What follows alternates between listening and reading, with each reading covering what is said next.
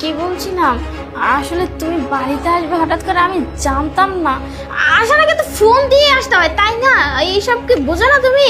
আরে রাখো তো, খুব খারাপ লাগতেছে একটু। খারাপ বসি। লাগতেছে? তাহলে এক কাজ করি, চলো বাইরে, চলো ডাক্তারের কাছে নিয়ে যাই। না না না না, তুমি এক কাজ করো, আমার জন্য ঠান্ডা এক গ্লাস পানি নিয়ে এসো তো, যাও। বুলবুল, বলছিলাম কি, রুমে না অনেক গরম পড়ছে, আমরা বাইরে গিয়ে বসে কথা বলি, বাইরে অনেক ঠান্ডা বাতাস। আরে বেশি কথা না বলে আমি তোমাকে বলছি এক গ্লাস ঠান্ডা পানি নিয়ে আসো, বাস তুমি নিয়ে আসো, তারপরে যেটা হয় সেটা হবে, তুমি নিয়ে আসো পানিটা, যাও। আচ্ছা ঠিক আছে, তুমি বসো, আমি নিয়ে আসতেছি। বুলবুল তো হঠাৎ করে বাড়িতে চলে আসলো, যদি এসব জানতে পারে তাহলে তো আজকে এই খেল খতম হয়ে যাবে।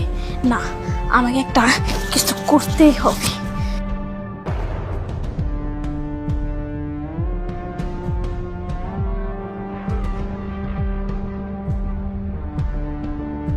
ও আমার খেল কি করে খতম করবে? তার আগে আমি ওর খেল খতম করে দেব, ওকে এই দুনিয়া থেকে বিদায় করে দেব। শেষ, আজকে আমার হাজবেন্ডের শেষ দিন। এই নাও তোমার পানি। আরে খাও না, একটু পরে খেলাটা জমে যাবে, খাও।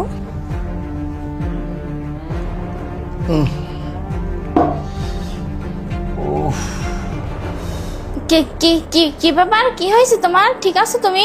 আরে ভালো লাগতেছে না। তাহলে বললাম যে ডাক্তারের কাছে চলো না, ডাক্তারের কাছে যাবে না, শুধু শুধু নাটক করতেছো। কি হলো, কথা কি শুনতে পাচ্ছ? ডাক্তারের কাছে চলো। কি করে কথা শুনতে পাবে?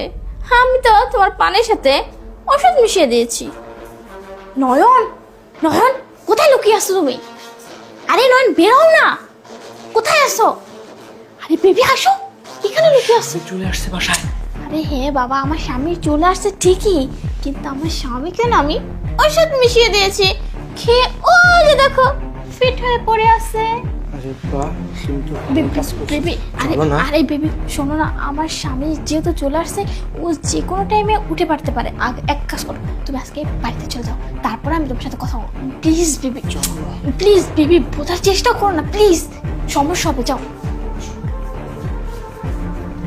যাও যাও যাও যাও যাও যাও যাও। এই